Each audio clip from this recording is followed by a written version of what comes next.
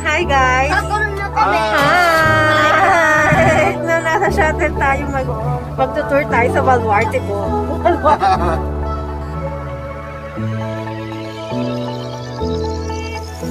Nabi!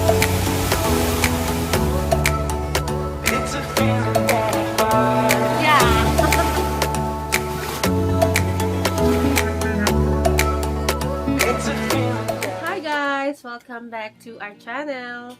So for today's video guys, I'm gonna explain why we are not uploading videos for almost 2 weeks. Yeah, it's been 2 weeks since I last uploaded our last video, and it's because we have an emergency here in Manila. Yeah, right now we are back here in Manila because my sister gave birth to his son, and she needs me because we don't have parents at all, so she needs a help and assistance from her ate. I'm the eldest sibling, so I'm willing to help also. His husband is in cruise ship right now working, so me and Daddy Robert talk about helping my sister so she can manage, I mean, not financially, but I can help on the hospital, who's gonna take care of them while they are in the hospital. We had encountered problems while my sister is on a labor. It's very, very traumatic for her and for me also, because what happened is when she's on a labor na around March 31, I bring her to the hospital in Quezon City General Hospital because we think, and I'm not sure yet, but I think the water already broke, so I decided to bring her to the hospital that time. But when the doctor checked her up, the doctors told us that it's not yet ready because it's only 1 to 2 cm. Her cervix is not yet open at that time. So we go home, and we need to go back a few times, like we need to go back 5 times over and over to the hospital because it doesn't feel right at all. Yeah, because she keeps feeling pain, like continuous contraction. I don't know what that, if I'm saying it right, continuous contraction. So I think she's ready. So I think she's ready to give birth at that time. So I bring her again. Like she started her labor at March 31 until April 2. We keep going back to the hospital to tell the doctor that she is ready to give birth, but she is still closed cervix, only 1 to 2 cm. So they're not accepting her, even though I'm telling the doctor that her water is continuous flowing. And at that time, we don't have a choice but to go back to that horrible hospital because I tried to bring her to other hospital, private hospital, other public hospital, but they refused to accept us because they always ask where did she had her checkup. So my sister had her checkup in the Quezon City General Hospital, and so they keep telling us to go back there because all her records are there, and if ever what happens to her and to the baby, it's like they're saying they don't wanna be blamed, so they keep telling us to go back to the hospital where you have checkup. And we didn't know that this gonna happen. Also, my sister were confident that she's gonna be able to give birth at this hospital very, very nice, because my 2 kids, I gave birth to this hospital before, and I don't have a bad experience to this hospital.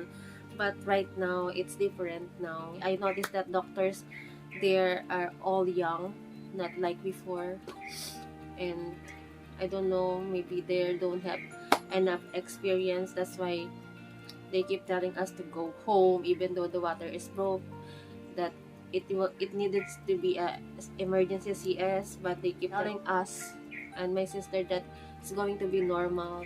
We just need to the cervix to open, but it doesn't happen. We don't have a choice at this point.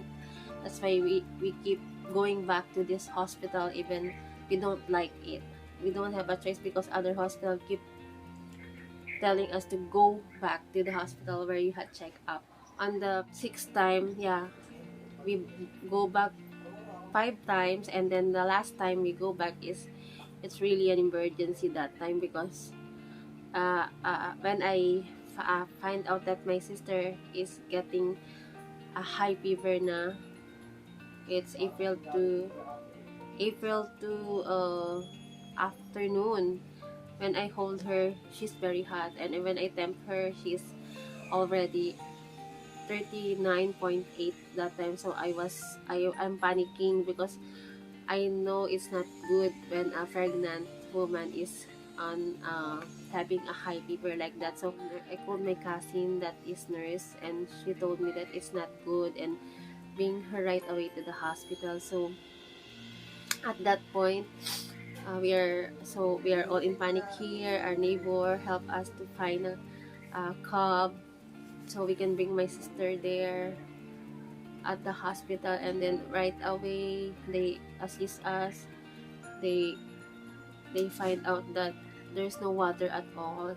She's dry already, and the baby already pooped inside the tummy. So it's what happened is their lives, both mother and the baby are in danger. So at that time I was so so disappointed to the hospital. I was like, we tried to tell them that the water already broke and they don't believe us, and I was like, if something happened to my sister and the baby, like I'm gonna sue them. I'm gonna go back there. I'm gonna make them pay if there's something happened to my sister and to my nephew.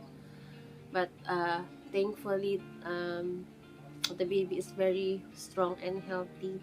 Though my sister need to be emergency CS at that time, the pediatrician told me that my nephew is what do you call this, low heartbeat, and he has a low heartbeat and not really responsive. But after the suction, they did like 10 minutes, and he was like, he cried very loud, and the breathing, the heartbeats get normal. So yeah, I'm just very thankful that nothing happened to my sister and to my nephew.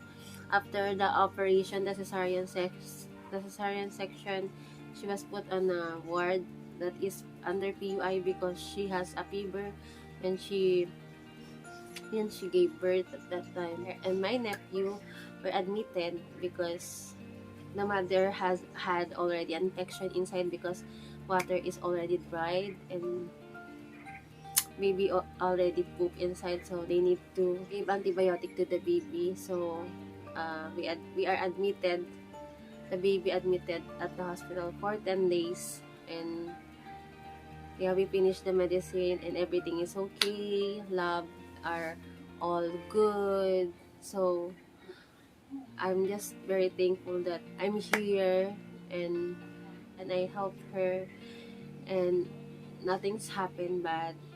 And to the people who help us, and to the people that are very concerned, I'm very thankful din po for all of you, and hope guys na you'll understand.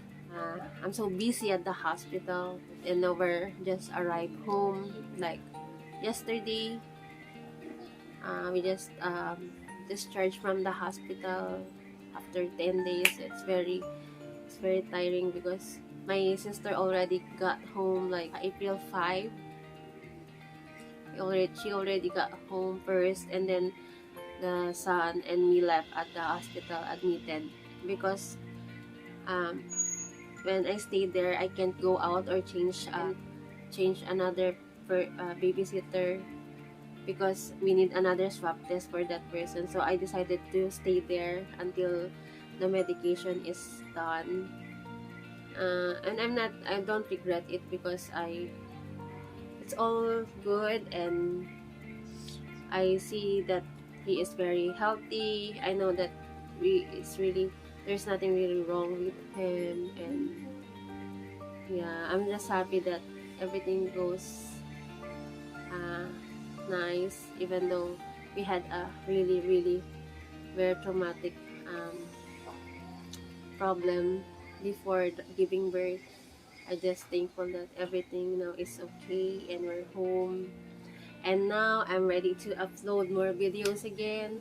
I hope you guys continue to watch our vlogs and videos, and uh, for the next upload I'm gonna upload our plans for the house. So stay tuned, and see you guys on the next video. Bye!